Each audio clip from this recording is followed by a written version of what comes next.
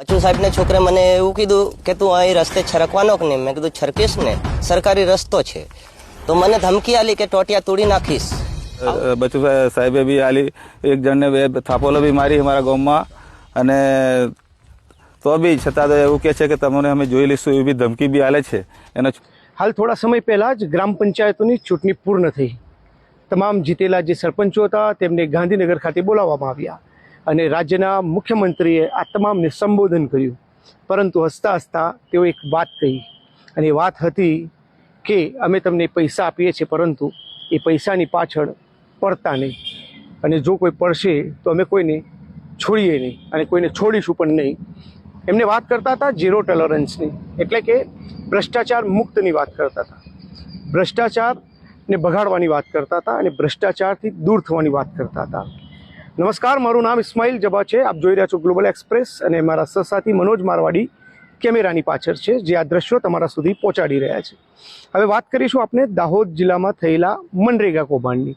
દાહોદ જિલ્લો આમ તો ખૂબ જ અલગ અલગ પ્રકારની ભ્રષ્ટાચારની અલગ અલગ રીત રિવાજોને લઈ અનેક વખત ચર્ચામાં છે, પરંતુ આ વખતની જે ચર્ચા છે એ ખૂબ જ મહત્ત્વની અને ખૂબ જ આંખે ઉડીને વળગે એવી છે. કારણ કે આ ભ્રષ્ટાચારમાં એક મંત્રી છે, તેમના પુત્રોનું સીધું સામે આવ્યું છે. વાત કરવી છે દેવગઢ બારિયા અને ધાનપુરના નરેગા કૌભાંડની, જેના અંદર દેવગઢ બારિયાના ધારાસભ્ય અને રાજ્ય સરકારના પંચાયત મંત્રી બચુ ખાબડના બંને પુત્રો જેલના સળિયા પાછળ ધરબાયેલા છે.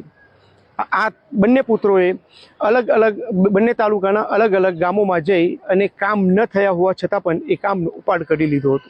જ્યારે કે તેમના મોટા પુત્ર બળવંત ખાબડ વિશે કહેવાય છે કે સરકારી કોમ્પ્યુટરની જે કી છે તેઓ તેમની પાસે રાખતા હતા અને મન ફાવે ત્યારે પૈસા ઉપાડી લેતા હતા.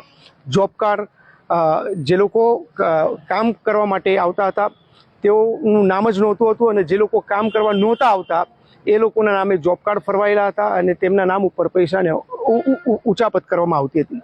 આ કેસના અંદર ઘણા લોકોને પકડી લેવામાં આવ્યા છે અને ઘણા લોકો જેલના સળિયા પાછળ ધરબાયેલા છે. સરકારે એક વિશેષ તપાસની ટીમની રચના પણ કરી છે, પરંતુ આ તમામ તપાસ ટીમની રચનાની કામગીરી વચ્ચે એક ખૂબ જ મોટા સમાચાર આવ્યા છે, અને એ સમાચાર છે કે દેવગઢ બારિયા તેમજ ધાનપુર તાલુકામાં અલગ અલગ ગામોમાં 2020-21થી લઈ અને 2022-23 અને 2023-24 આ વર્ષોમાં જે કામો નથી થયા, અને એ કામોનો જે ભ્રષ્ટાચાર થયો હોવાના જે અહેવાલો છે, જે ભ્રષ્ટાચાર થયો હોવાની વાત છે, તેના ઉપર જે કેસો થયા છે, ત્યાં જઈ અને એક તકતી લગાડવામાં આવી રહી છે, અને ત્યાં કામગીરી પણ શરૂ કરવામાં આવી છે અને કામ કરી રહ્યા છે. ટૂંકમાં કે જે તપાસ ટીમ આવે ત્યારે તેઓ આ કામ